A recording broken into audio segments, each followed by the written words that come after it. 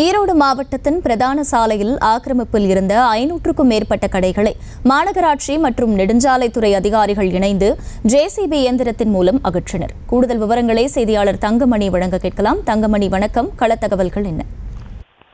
வணக்கம். அதாவது ஈரோடு மாவட்டத்தினுடைய முக்கிய சாலைகளில் ஆக்கிரமிப்பில் ஈடுபட்டிருந்த 500க்கும் மேற்பட்ட கடைகளை ஈரோடு மாநகராட்சி மற்றும் நெடுஞ்சாலைத்துறை அதிகாரிகள் இணைந்து கடைகளை அகற்றி வருகின்றனர். குறிப்பாக ஈரோடு மாவட்டத்தினுடைய பன்னீர்செல்வம் பூங்கா பகுதியில் உள்ள உலக புகழ்பெற்ற ஜவுளி சந்தையாக செயல்பட்டு வருகிறது.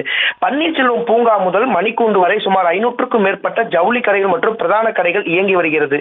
இந்த நிலையில் பன்னீர்செல்வம் பூங்கா சாலையிலிருந்து பேருந்து நிலையம் செல்லும் முக்கிய சாலையான மணிக்கூண்டு, எல்லை மாறிய கோவில், ஈஸ்வரன் கோவில் ஆகிய சாலைகளை ஆக்கிரமித்து 500க்கும் மேற்பட்ட ஜவுளி கடைகள் செயல்பட்டு வருகிறது. தொடர்ந்து போக்குவரத்து நெரிசல் ஏற்படுவதாகவும் பொதுமக்கள் மற்றும் வாகன ஓட்டிகள் கடும் சிரமத்தில் உள்ளாகி வருகிறது குறித்து பலமுறை பொதுமக்கள் மற்றும் சமூக ஆர்வலர்கள் ஈரோடு மாநகராட்சி அலுவலகம் மற்றும் நெடுஞ்சாலைத்துறை அலுவலகத்தில் பலமுறை புகார் தெரிவித்தனர்.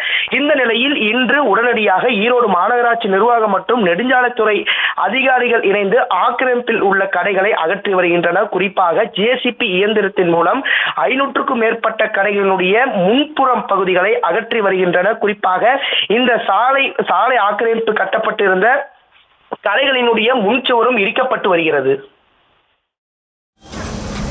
விவரங்களுக்கு நன்றி தங்கமணி.